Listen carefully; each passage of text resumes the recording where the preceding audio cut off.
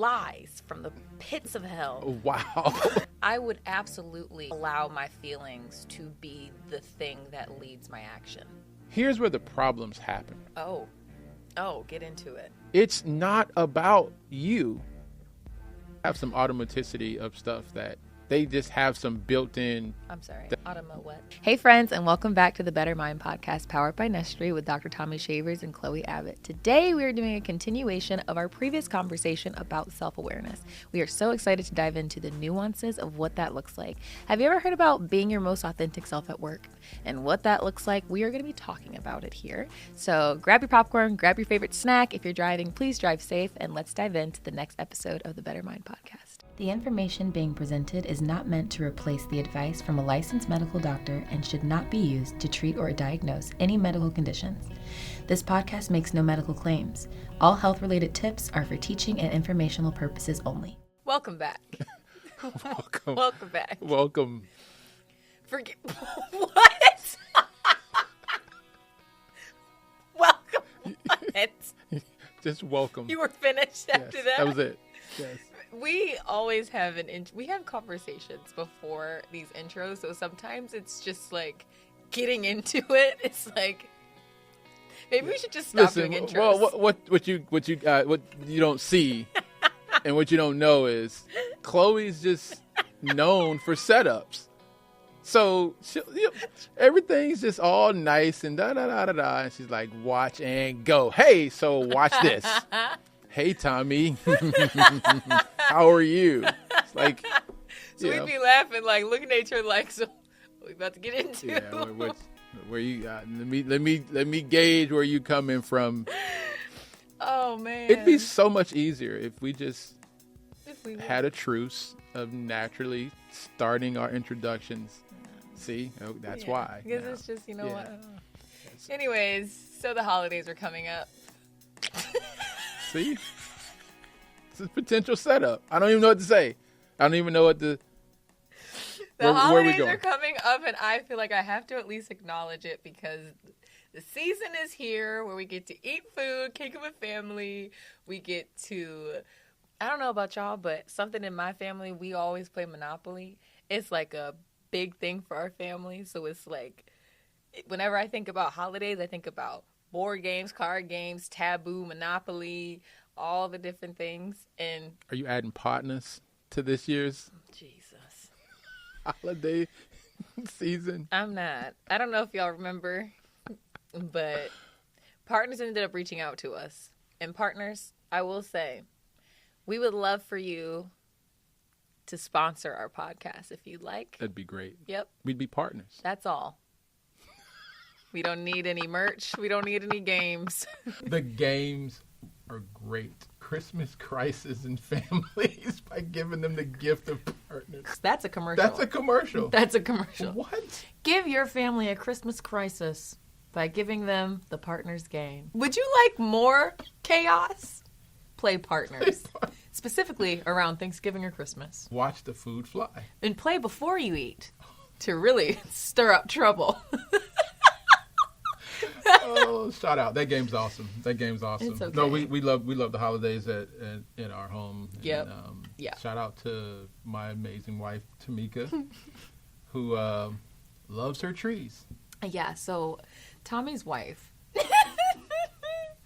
she has her tree up already, but that's not when it started. Go ahead and tell them when it started. No. The conversation starts around June. It's like, it's about that time. No, it's not about that time. It's hot. It's not about that time. It's so hot. She's priming me up for by the time we get to September. I'm just giving it. It's sure. Welcome trees. And it's not just one tree. Yeah. It's Christmas trees. So she loves this feeling of, decorating Christmas trees. She can put Christmas trees up around the entire house if she had the opportunity. And they stay with us for a while. They stay with us until people start to say, hey. And I think she said one time, like, she just kept the tree up all year and just decorated it based off of, like, spring, summer, fall. We had indoor trees. Yes. I mean, I know that there's plenty of people out there like that. She's not alone in her desire to have a tree up in June. That doesn't help me. You're not alone, Tamika. Sweetie, I love you. And that's all we're going to say on that. I love you. Happy holidays. So on our last conversation, we talked a lot about self-awareness, which I thought was a great conversation. You know, learning how to identify with self, get back to who we are as people, as who we originally were, and learning how to do that practically, you know, spending time with self and, you know, thinking about the different interactions we've had with others on, was it a positive experience? Can I use that to help me build the narrative of who I am so I can build a strong anchor? And there was so much more to that I'm like, we definitely can continue that conversation, but from a different perspective, right? So it's not just about self-awareness in our everyday, but it's like, let's get granular. Like, I am going to mention it. So we saw a video on social media that kind of sparked this conversation around being your most authentic self at work. Mm-hmm. It can cause more problems than it does building like trust and proper leadership, and it can create the wrong habits in the workplace. But even deeper, it can go so much further than just work. It's about being your authentic self in your marriage, being your most authentic self to your child who is learning from you and looking at you and learning social cues from you. And so I wanted to get a bit more, is the word nuanced? It's a good word. Thank you. It's a good word. I want to get a little more nuanced.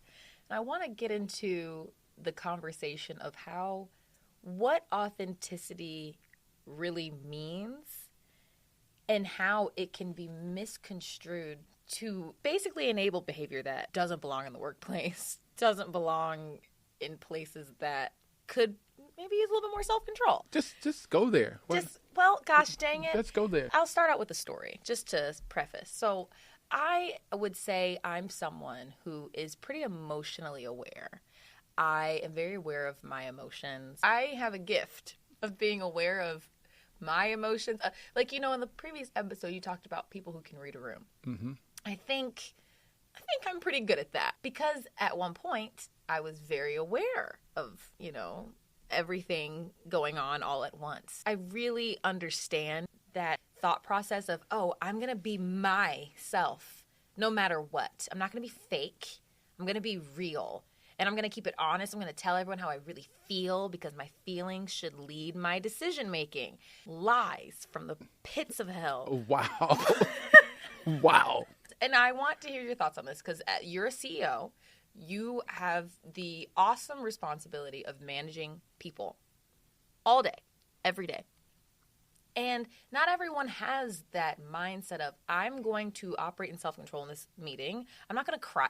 My story is sometimes I would absolutely allow my feelings to be the thing that leads my actions, no matter where I was. If I'm in a corporate setting and I feel like I'm going to cry, I'm going to cry. I'm going to cry. I'm going to tell others to cry. I'm going to say, let's pause. Let's cry together. Let's give everyone a moment. Let's let everyone feel the emotions. And it could be like the most serious press conference, the most serious meeting, whatever, where it's really not the time. I feel like you were like, this is a conversation that could get Tommy going a little bit. What are your thoughts? I have a lot of them. Okay. Okay. So we talked about this idea of self-awareness, right? Yes. But now we're shifting to a different conversation around this idea of workplace or team, community, environments where there's a collective responsibility for everyone to perform. Yes. Right? Get it together. And then you want to talk about it at a granular level, you know, relationships, marriages. I mean, it's all team. Everywhere. It's all teamwork, you know, anywhere where there's a collaborative, you know, collective move towards accomplishing something, right?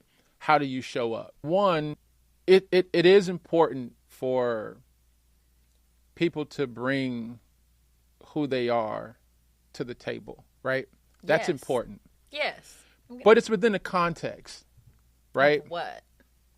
Are you the puzzle or are you a piece of the puzzle, right? Those are two different things.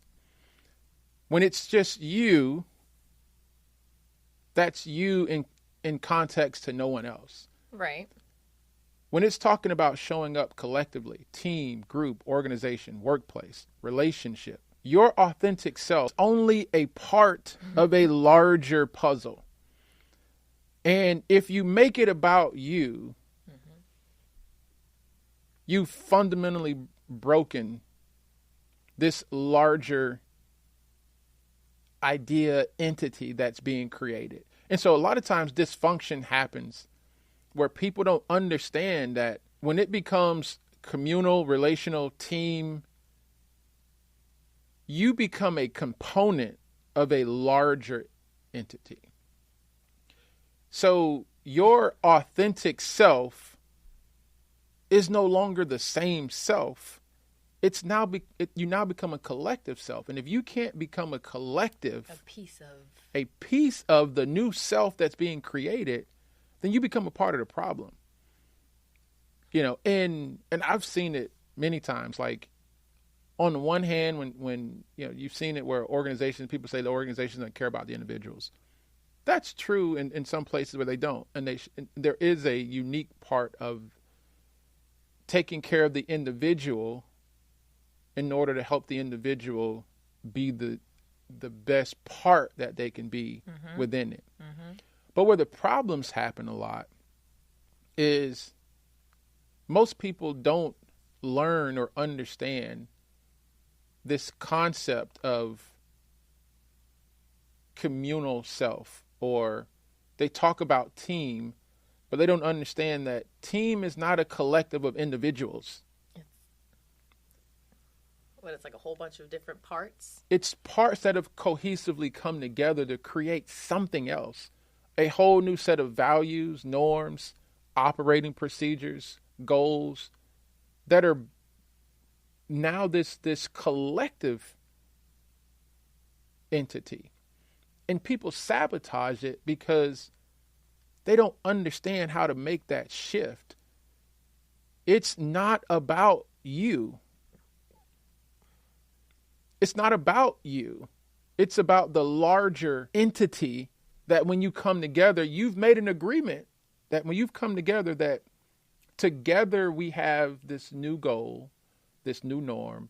And it's tough because if you see others not committed to that newness, then you go, why should I sacrifice me when others aren't sacrificing themselves? And so being a team, showing up at the workplace, having a cohesive, operating unit is a very difficult thing to do because it takes all the individuals to commit to losing a sense of self for the greater whole that you're now creating.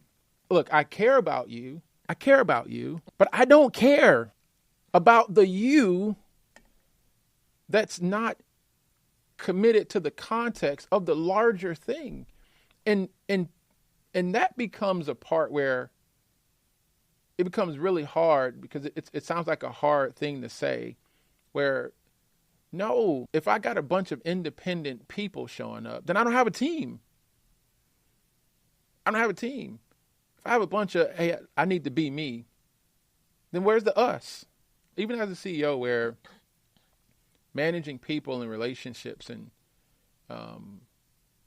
keeping people committed, because it's an individual decision, but it's also an organizational responsibility. Finding people who understand this thing. When we come together, this is an us, and you got to be committed to showing up as the version of you we need. People, will say, oh, well, like my most authentic self is being able to share the things that are on my mind.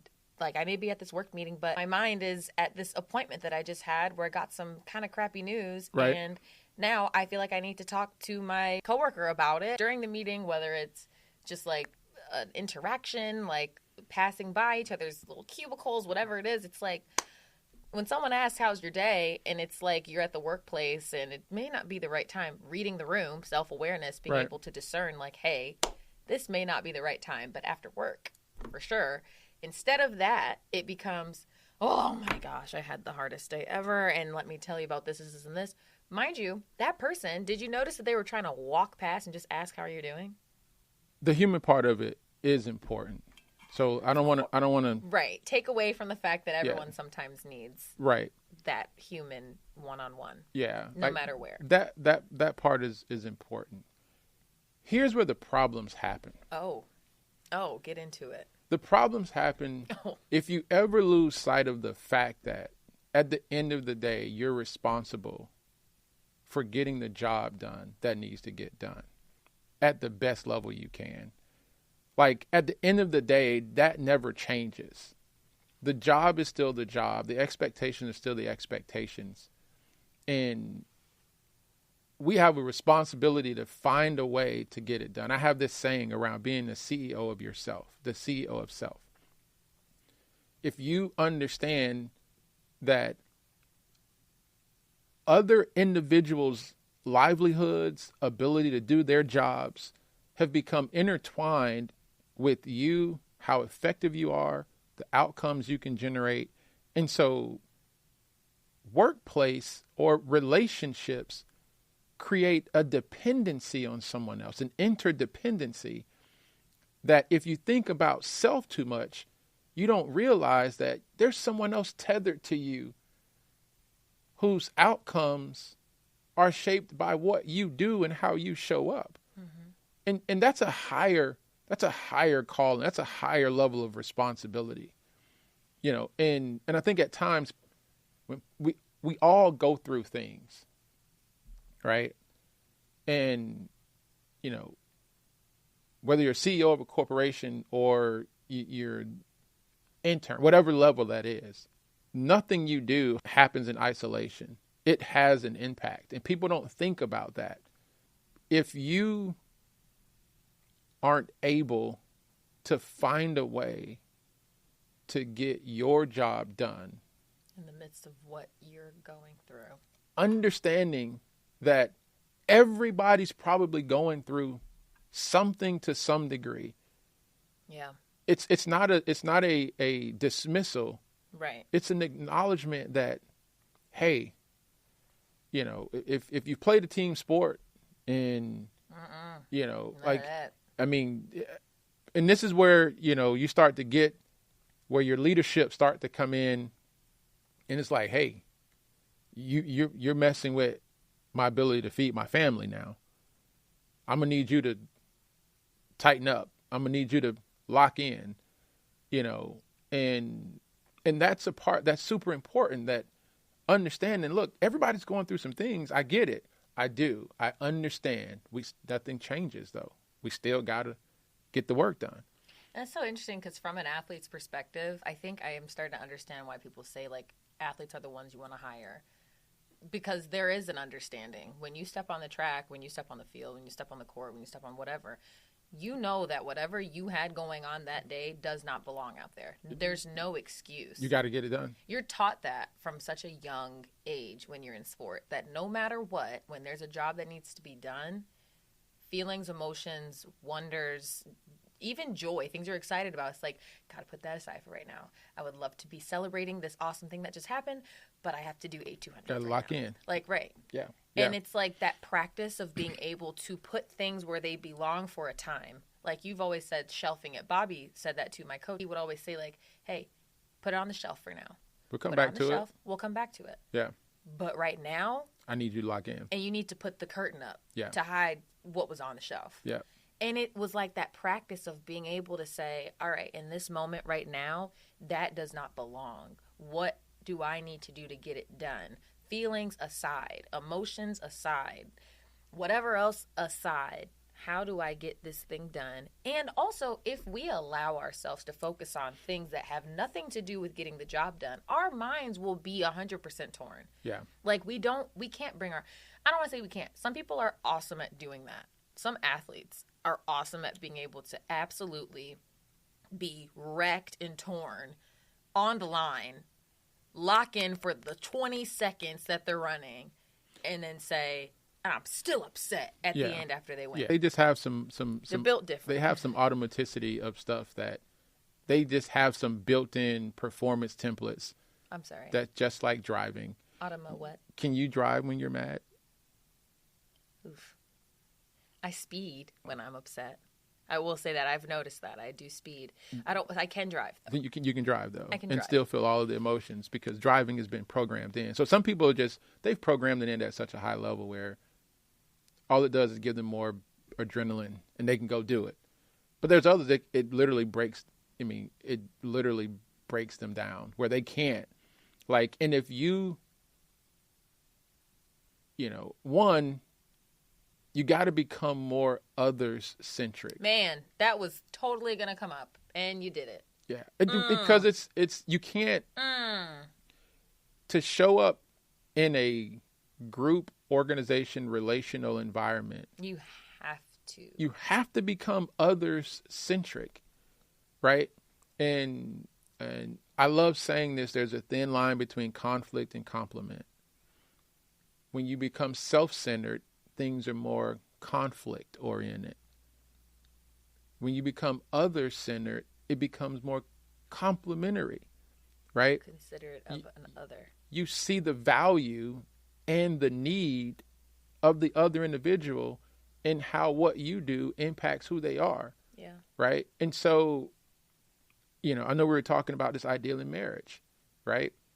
How you show up. It's not about you. It's not about you. If you're married, I just want to share something with you. It is not about you. It's about us. Us is the new one. It's not a versus. It's not a versus. And the more you try to get someone else to understand you, what I want, how I feel,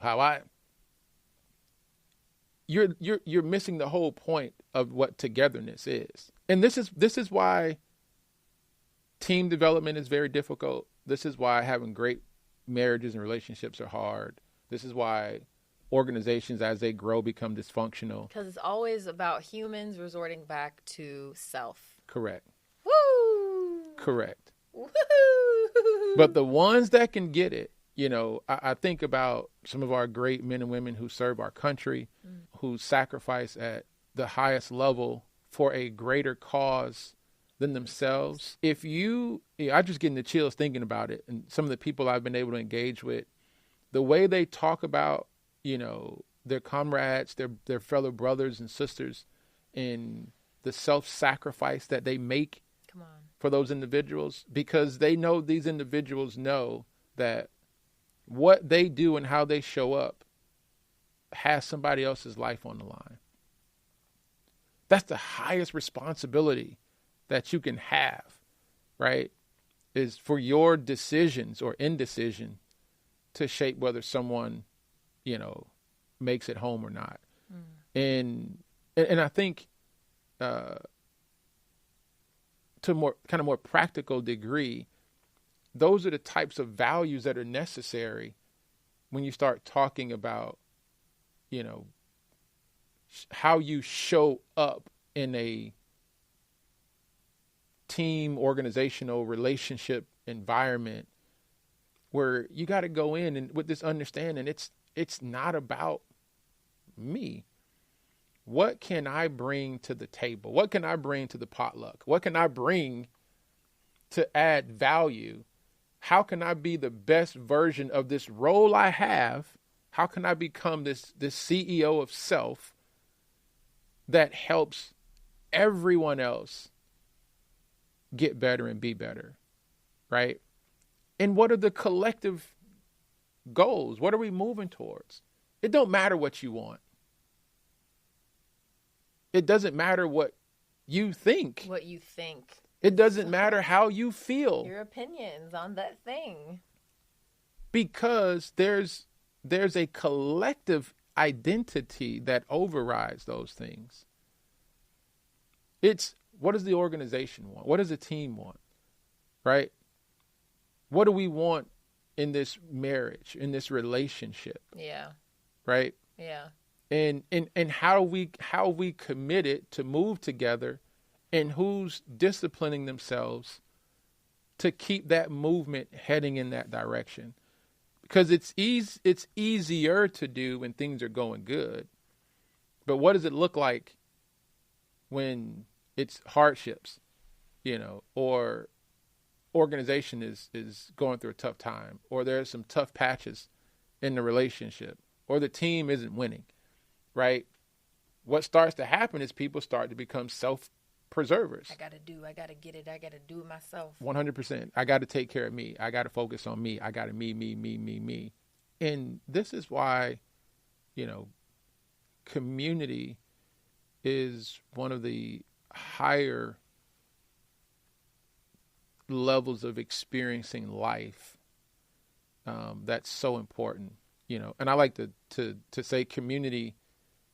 If you broke it down, community, common and unity, is this ideal around community. It's what do we have in common and how do we unite around it, right? Because you're creating new norms. If it was just me, I'd do it like this, but it's not just me. It's us, right? And that collective new norms becomes how we're supposed to operate and how we're supposed to show up. And I love that. Like, I love being on a team.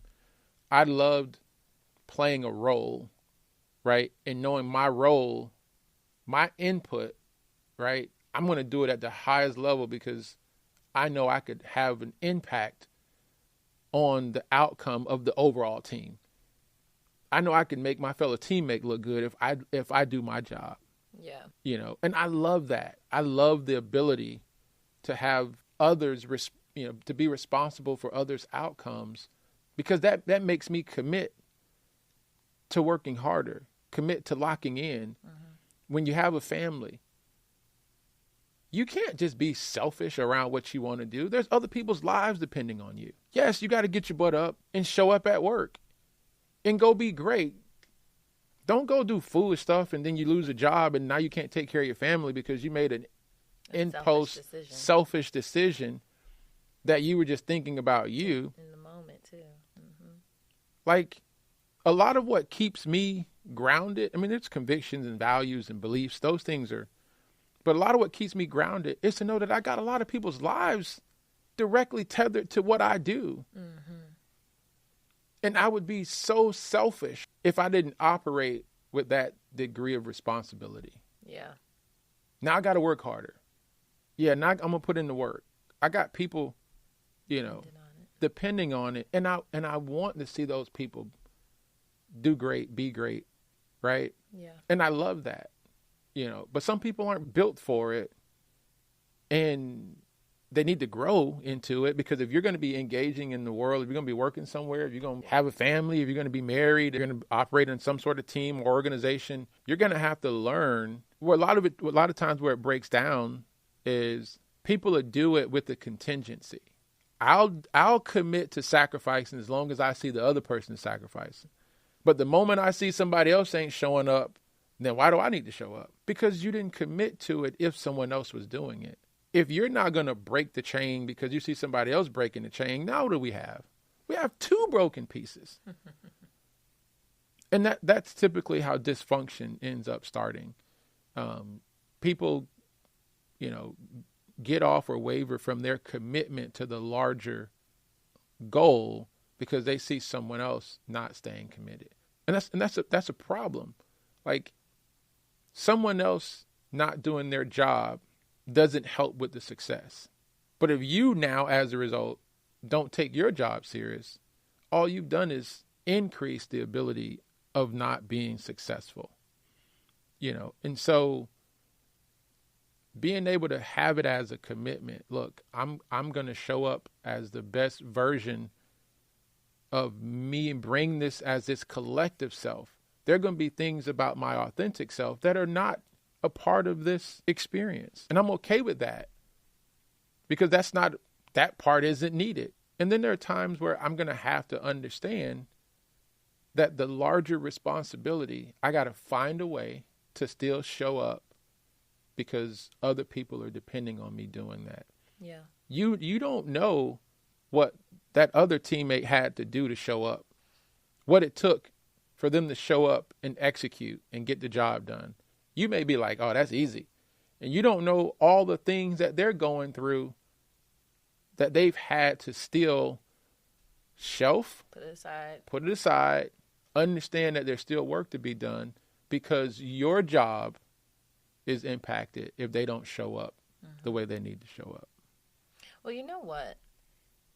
Well, everything you're saying, like, especially about the common unity, and then also this basically spirit of selfishness. Selfishness is definitely something that impacts being able to be other-centric. But the common and unity thing is so cool because everything that seems like we grow to and mature to, like doing a job, being on a team, being married if you so choose to be married, having a child, even if you're not married, whatever it is, like, you have to consider others in every single thing that you mature to and grow to. There are some people, I think I've noticed, who 100% are like, it's easier to do it alone.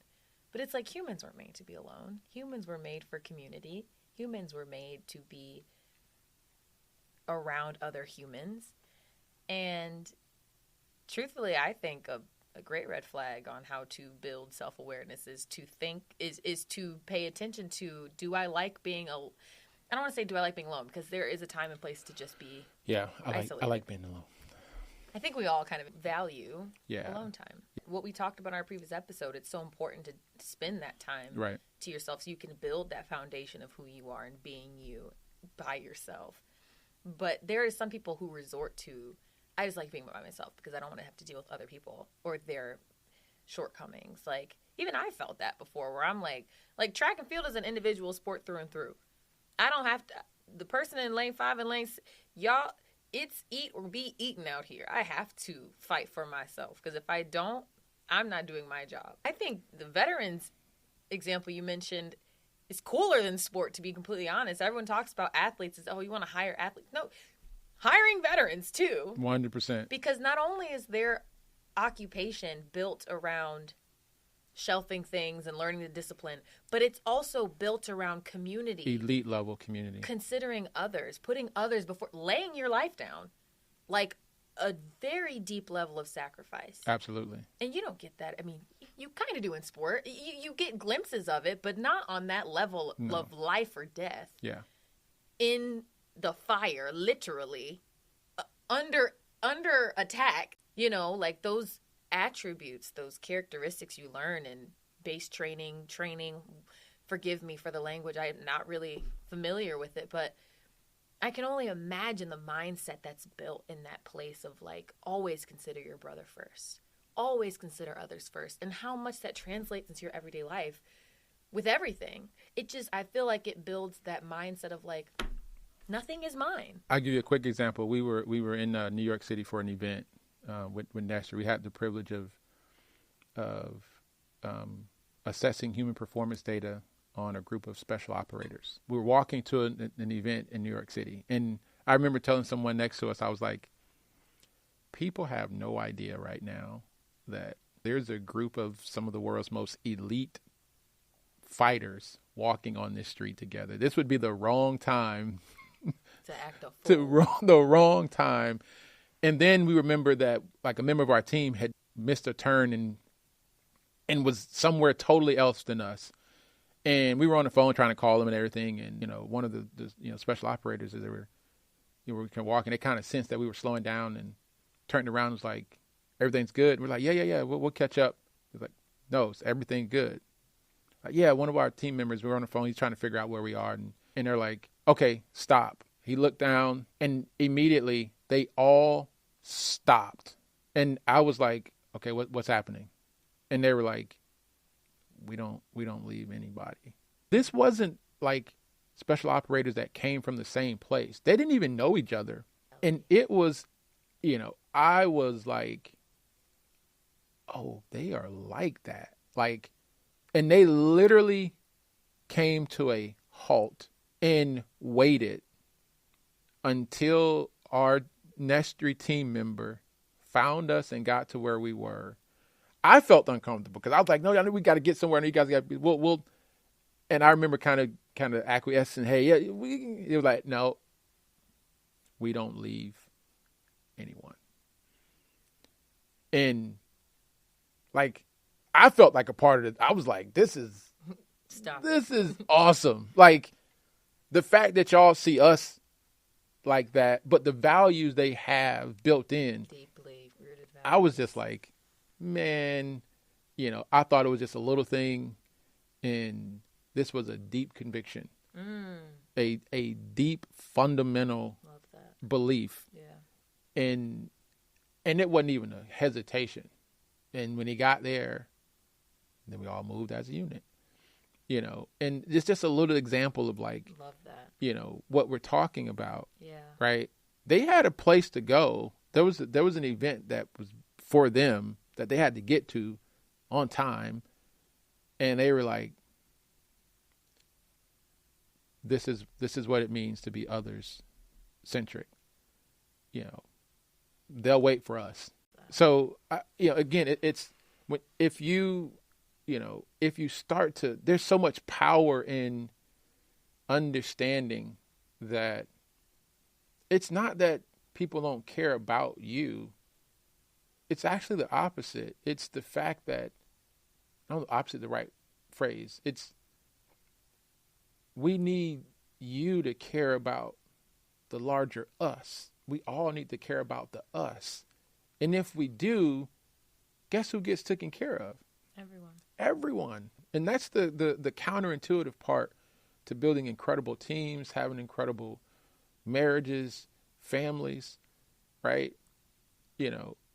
Everyone gets taken care of if we know we all need each other and we're committed to the other, committed to the larger other. And so I'll never forget that. There's some other awesome, cool stories from that time too that were just, insane. But, being able to be around some of the world's most elite humans. But to your point, it showed like they were wired for elite level community, to get the job done. And whatever the job is, like, doesn't matter what it is. If it's marriage, right? You're supposed to be wiring to be so other centric that you create this unit that can get the job done. Yeah. Right? And what that means in that union, right? How you show up together, how you support each other, how you move together, like the amplified power at which you can move together when there's real unity, right? It's not a 1 + 1 = 2. It's a force multiplier. It's an amplification, right, of impact. When people come together and are united in a common way to move, what it does on the brain, what it does on the human, how it amplifies, it creates power in ways that you can't do on your own. Yeah. Right. And so in sports, everybody talks about, you'll take the better team over the better talent. Right. Everyone would love to have the best talent on the best team. That's just not how life works. But if you can create this unit that moves together in a way that's just built different, that's the goal. Yeah. But that means you have to be able to understand that it's not about you. It's not about you. And if you can move that way, there's some incredible opportunity that'll be there for you. Yeah. If that makes sense. Yeah. I think that's an awesome end point too, just because it really leaves the audience with some awesome encouragement. But you have to commit to it though. Like that's the part that I think, as we kind of wrap up, just it starts with a commitment, team, marriage, workplace, that's a direct commitment. If you signed up to work here, you committed to this process of being other-centric or a larger goal. If you said I do, you've committed, right, to this covenant or this contract, right, of saying it's now about us, right? And understanding, because that's where it starts, because otherwise there isn't anything that holds you accountable and responsible, for showing up in this way of how do I bring my part to the larger whole. Yeah. It starts with you first. If you're not committed to it, then it's going to be catastrophic, but you have to have that commitment. And I think too, it also helps start that practical way of like becoming self-aware, and also like that can be another way of starting that out. It's like you may not know the community that you have, you may not know how to start, but knowing first that considering others is a great place to start. Considering others and saying, I don't know how to figure this out, but I'm going to commit to considering others and see what happens from there. And I don't know, I think that's something that I would take from it for sure. Because you can't go wrong when you consider other people. Like, even you may even get slapped around a few times. Who knows? Can you be? I mean, I have this thing. I want to be the best teammate ever, wherever it is. I want to be the best teammate. Mm-hmm. I want to show up the best teammate. Work, best teammate. Marriage, I want to be the best teammate my wife has ever had. Mm-hmm. Kids, it's a team. I want to be the best teammate. Right? That's great language. Can you be the best teammate? And I take pride in that. And I encourage or challenge or inspire others to think about that. Can you be the best teammate? Mm-hmm. And then watch the impact you can have, in your lived experience. I promise you, it will be phenomenal. That's good. Yeah. We hope you took notes. There's some great note-taking today. Great note-taking opportunities. And it's the holidays. You have a great opportunity to put it into practice. Yes. Ooh, we have to go. Put it into practice. That's all we'll say. Put it into practice, and good luck. Put it into practice. You got to prep for that. You got to get the reps in by yourself. Holiday season, great opportunity to become the best teammate. Yep, the best helper in the kitchen, the best teammate on a game. Okay, nope, gotta go. Partners. Gotta go, as always. Happy holidays. Yep, we appreciate you, and we are excited to see you on our next episode. So, see you later.